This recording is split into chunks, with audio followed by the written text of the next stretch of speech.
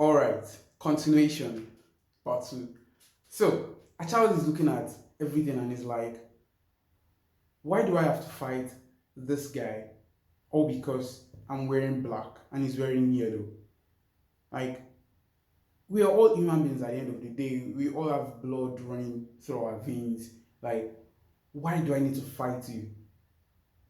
But every time he thinks about that, the memories of what he has done to his mom and the structure that exists, the um, um, what's it called when you're not allowed to access things, the um, the inaccessibility for good life that he's unable to, all because of this guy holding a gun, a toy gun, you know, affects him, and he's having to think: do I go with humanism, which is do I go with humanism, which is we are all the same, and try to preach it to this guy, or do I take on the battle of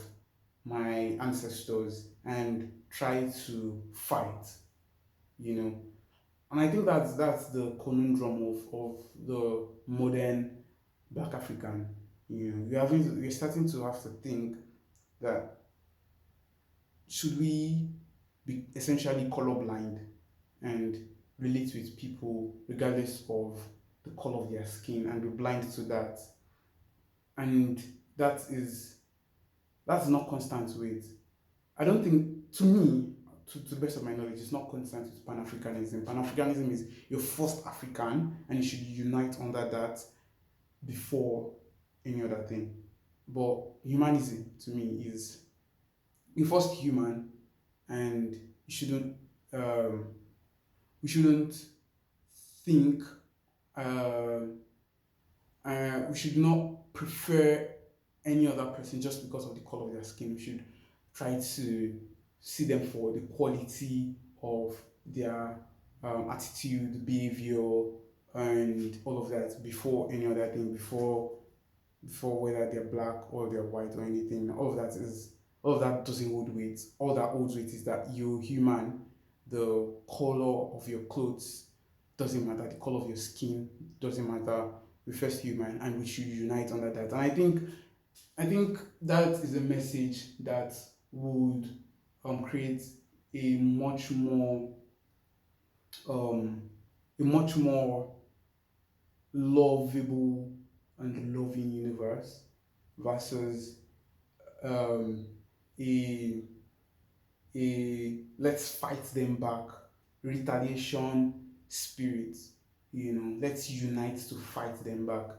But it's still a conundrum in my head. I've not picked a side yet. Like I said, I read and listen to Pan-Africanists, and I I understand the struggle and it makes sense, right? If you're beaten, you're expected to cry. It's a reaction.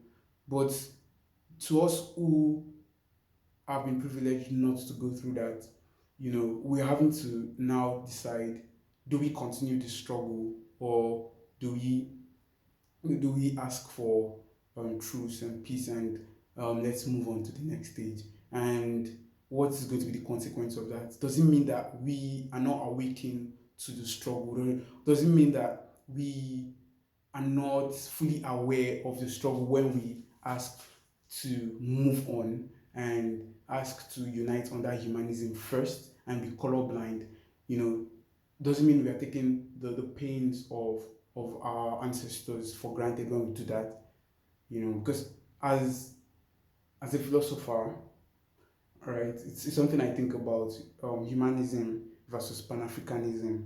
Do you think it's a contrast, or do you think they can be harmonized, or do you think as modern humans we should preach unity?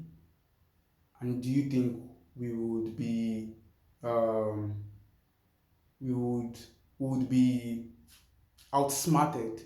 If we preach unity, they would come back and stab us at our back. What do you think?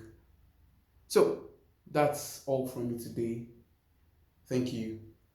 Please subscribe, like the video, and see you in the next one. Thank you.